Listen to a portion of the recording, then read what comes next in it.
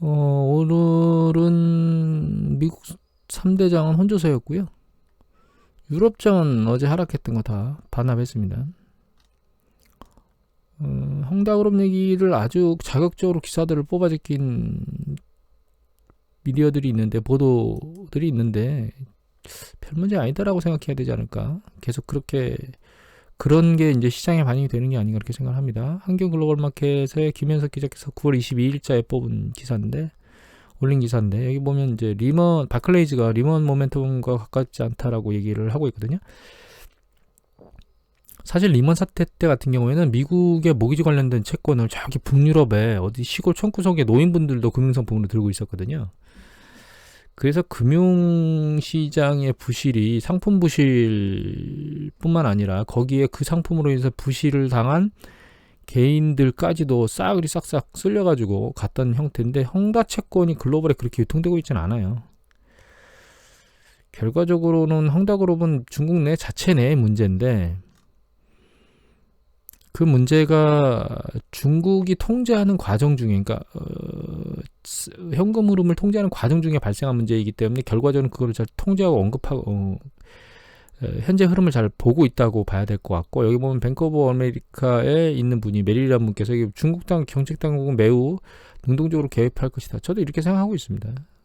그래서 중국이 전체적으로 헝다그룹을 넘어서 여러 가지 섹터나 이런 쪽으로 확산되는 것에 대해서는 결과적으로는 어떤 형태라도 커버하는 형태로 갈 겁니다. 그만큼의 자금의 규모도 있고,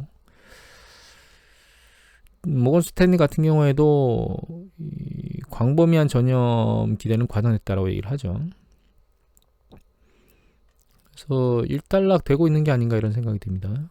미국장이 약세인 거는 사실 계속 말씀드리지만, 미국 주식시장이 이렇게 여러 가지 이슈에 대해서 흔들리는 건 너무 많이 올랐기 때문입니다. 지금 조정될 때가 됐기 때문에 이렇게 여러 가지 이슈에 대해서 움직인다고 보시면 될 것 같아요. 그리고 어제 나온 경제지표 중에서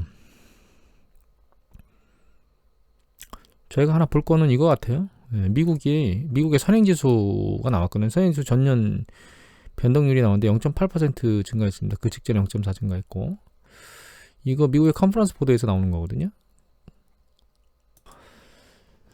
그래서 여기 보면은 추세적으로 이게 선행지수입니다. 이 추세적으로 계속 올라가고 있죠. 물론 이제 동행지수 같은 경우는 약간씩 내려오고 있는데, 선행지수가 경기 사이클을 예측하는데 쓰는 거라면 크게 문제가 없다. 그리고 중국이 상대적으로 이제 PMI 지수들이 좋지 않게 나온 부분들이 있기 때문에 우려를 가질 수 있긴 한데,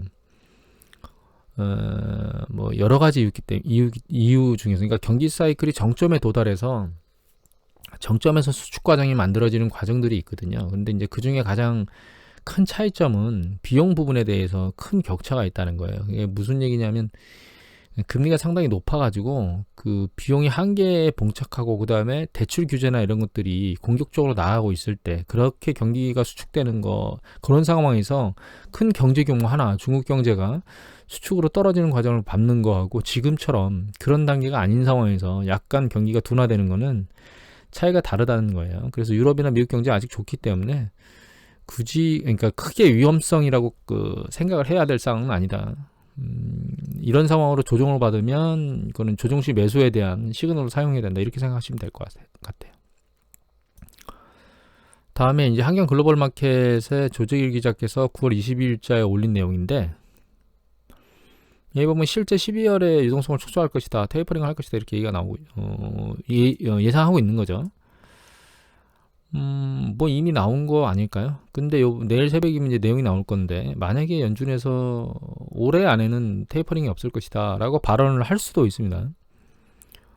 그게 아니라면 당기겠다는 얘기는 안 할 것 같아요. 그거는 전혀 이상한 행동인 것 같고, 긍정적으로 나오면 올해는 테이퍼링이 없을 것이다 라고 얘기를 할 수는 있는데, 그 얘기가 일시적 반등을 야기할 수는 있지만 추세적 상승을 야기하기는 어려울 것 같습니다. 현재 상황에서는 주식시장이. 그리고 한 가지 더, 요것 때문에 사실은 뽑았는데, 그건 뭐냐면 실적 대비 주가가 과대평가됐다라고 말한 사람이 56%라는 거예요. 그게 무슨 얘기냐면 거의 반은 과대평가됐다고 생각하고 반은 그렇지 않다라고 생각한다는 거거든요. 이건 다시 말씀드리면 방향성을 타진하기 어렵습니다, 지금. 그래서 주식시장은 어떤 형태로든 조종을 받을 만한 이슈만 존재하면 흔들리는 과정을 거치게 될 거고, 그게 투자자들한테 강력하게 어필이 되는 것들이 이제 한두 가지가 혼재되면 아래로 세게 떨어질 수 있는 가능성이 높아지는 그런 아주 불안정한 상황을 지금 가지고 있는 거죠. 다만 무서워할 필요는 없다. 왜냐하면 조정받은 다음엔 다시 반등할 거다. 그리고 추세를 다시 탈 거다. 그러니까 조정 시 그냥 매수를 하는, 내가 사고 싶었던 것, 그게 아니라면 그냥 지수 뭐 이런 것들을 매수하는 그런 전략을 피면 되고, 경기 확정면 아직 중반 정도 와 있기 때문에 향후에 더 올라갈 가능성의 여력도는 충분하니까 고민하거나 걱정할 필요는 사실 없다. 다만 이런 생각을 할 수 있죠. 이걸 계속 들고 있어도 되는 주식이야? 라고 하는 부분에 대해서는 고민을 해봐야 된다는 얘기입니다. 직전에 보여드렸던, 그러니까 며칠 전에 보여드렸던 네이버, 카카오, NC소프트 이런 과대 폭락주, 네이버는 아니네요. 과대 폭락은 아니니까. 단기적으로 이제 카카오 같은 과대 폭락주, 혹은 NC소프트처럼 아주 큰 폭락을 겪은 그런 주식들을 투자할 것이냐라고 하는 관점에 대해서는 근본적으로 이 기업의 그 근본적인 재회기, 혹은 그 투자자들이 기존에 주었던, 그러니까 상승 국면에서 주었던 그런 모멘텀에 대한 어떤 기대감, 이런 것들을 회복할 수 있을까라고 하는 부분에 대해서 심각히 고민을 하고 저점에서 잡는 작업을 하셔야 됩니다. 그 개인적 분석에 대해서는 오늘은 거론하지를 않을 겁니다. 다만 이제 말씀드렸듯 요번에 조정을 세게 받고 움직일 때 그때 사야 될 것들은 제 생각에는 성장이나 기존에 있던 기대치에 무릎을 찍었던 기업보다는 그렇지 않은 기업들을 잡는 게 훨씬 더 긍정적일 것이다, 이렇게 생각을 하고 있습니다. 그리고 이런 어떤 제 생각은 다른 쪽도 똑같다고 보시면 돼요. 여기 보면 NAAIM 미국의 액티브 펀드 매니저들 포지션 보면, 여기 보시면 올해 지난번에 한번 5월달 흔들린 이후에 눈치 보기에 지금 방향성이 없어요. 결과적으로는 어느 쪽으로도 뭐든지 움츠리고 있다는 뜻이죠.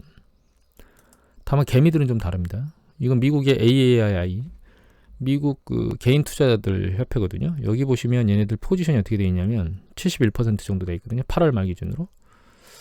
여기 보시면 8월 말 기준으로 71.2 돼 있는데, 이게 최대치가 77%, 최소치가 40.8%였는데, 여기 이제 통계 자료 안에 보면 이 내용 중에 중간값이 한 61% 정도 되거든요. 그럼 77이니까 아직 올라갈 여력이 많네 라고 생각을 하시지만, 이 맥스 77이 나왔던 시기는 이 라인을 잘 보십시오.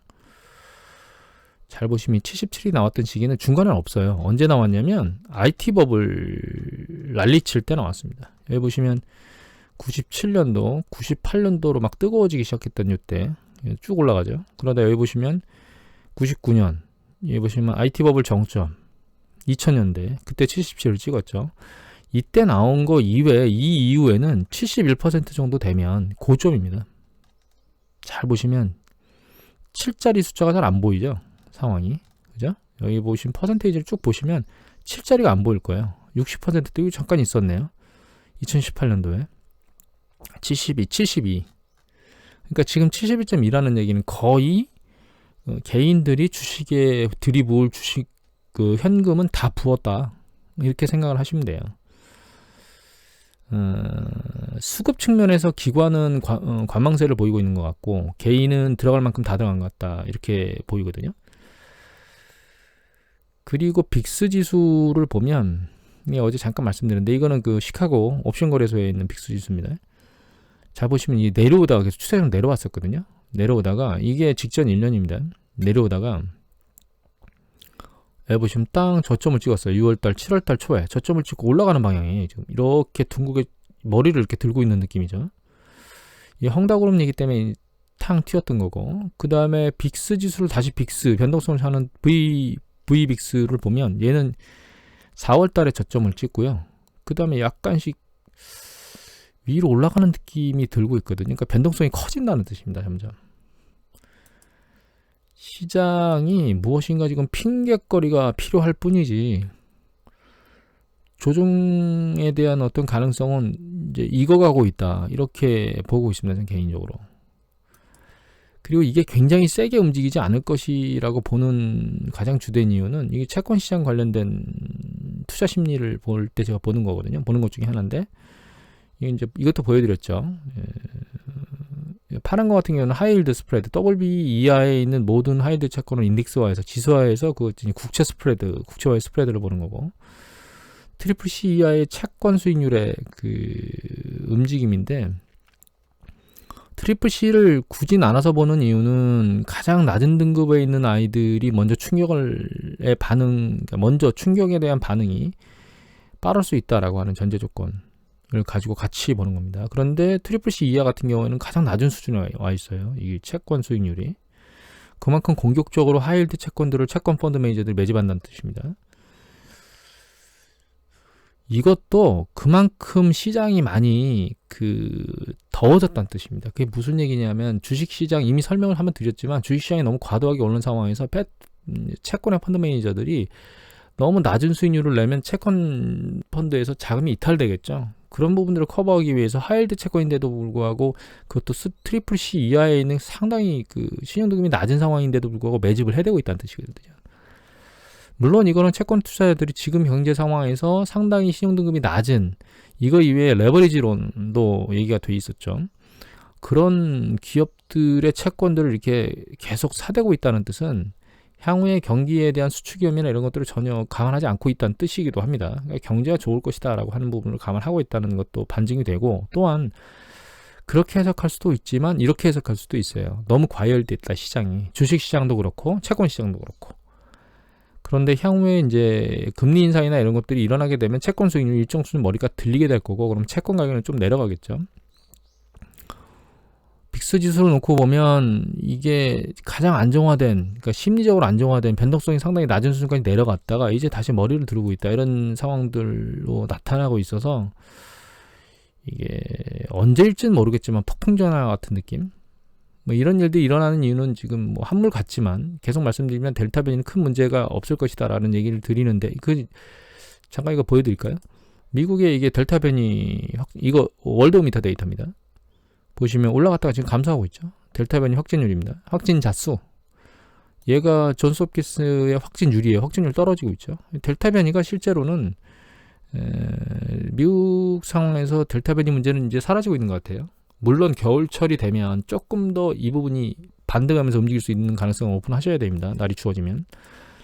근데 이제 문제는 그 델타 변이로 인해서 성장이 둔화된다는 얘기가 뭐 미국, 여기 보면 뭐 중국, 이런 얘기들이 나오고 있고, OECD에서는 세계 경제 성장률을 낮추고 미국 경제 성장률을 낮추고, 여기 보시면 올해 성장률을 대폭 하향했죠. 한 가지 참고해야 될 건 우리나라는 성장률을 올렸습니다. 그러니까 우리나라가 경제 반응을 굉장히 잘하고 있다는 뜻인데, 이제 문제는 이런 것들이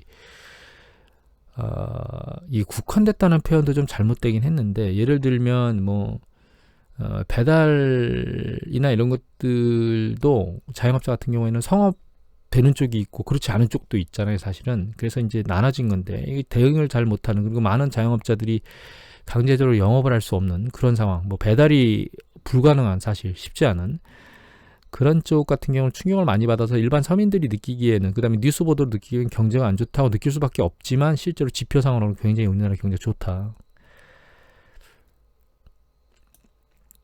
그리고 또 델타 변이 이외에, 그리고 경제 성장률 둔화 이외에 지금 국가부도 얘기들이 스물스물 올라오면서 뭐 10월달 뭐 이런 얘기들이, 10월 11월 얘기들이 계속 나오고 있다, 시장에서.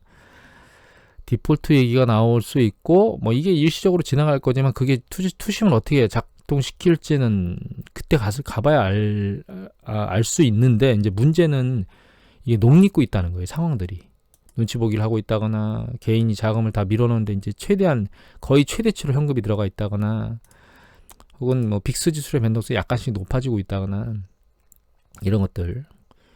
그리고 이제 마지막 피날레가 테이퍼링인데, 테이퍼링보다 사실은 일반적으로 계속 말씀드리지만 금리 인상이 훨씬 더 마지막 피날레를 장식하는데, 지금 같은 상황에서는 이 테이퍼링만으로도 피날레가 터질 수도 있다.